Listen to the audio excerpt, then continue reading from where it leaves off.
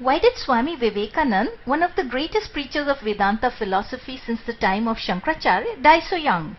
Just like Shankaracharya, Swami Vivekananda too did not live long and left his physical body at the early age of 39.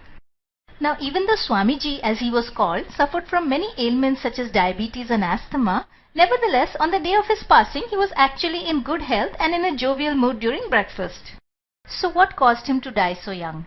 Actually, behind the passing of every evolved soul such as Swami Vivekananda, there is a greater spiritual reality hidden which we ordinarily do not grasp. But luckily for us, Swamiji himself revealed the truth in great detail. About 6 years before his passing, sometime in August of 1896, Vivekananda confided to his brother disciple Swami Abhedanand that he was going to live only for 5 or 6 years more at most.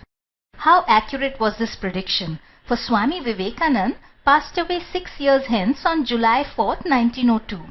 When Swami Abhedanand protested, saying a young man like him should not think of death, Vivekananda replied, "You do not understand.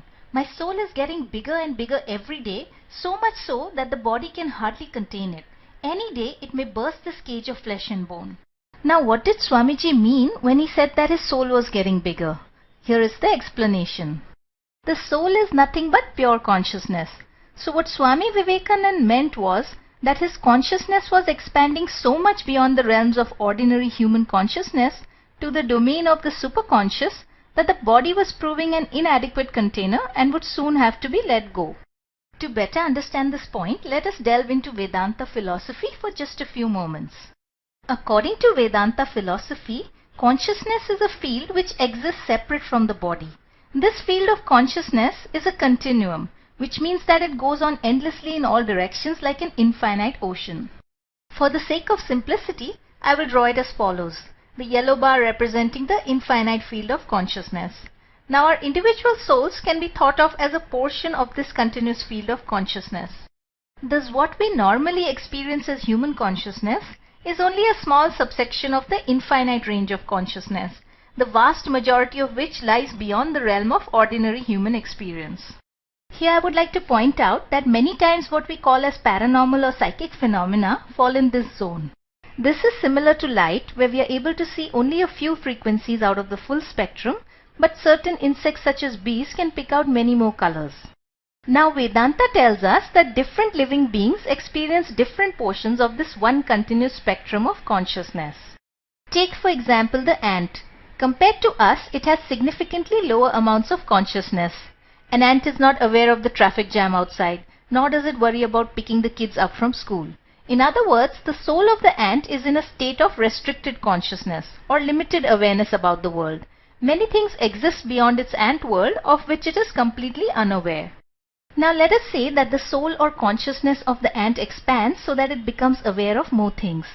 Then Vedanta tells us that the soul of the ant will find the small body and brain of the ant as insufficient to express its greater consciousness, and therefore it will manifest for its purposes a better body, say that of a cat. So according to Vedanta, this is how evolution happens. Underneath the chain of physical evolution of species is the spiritual reality of an expanding consciousness. This expansion of consciousness is the real engine which propels the entire train of biological evolution. Now in the evolutionary chain, you do not jump directly from an ant to a cat. Rather, there are many small evolutionary steps in the middle, but this is just an example to demonstrate the idea. In fact, in Hinduism, the soul is said to traverse through 8.4 million life forms before it attains to a human birth.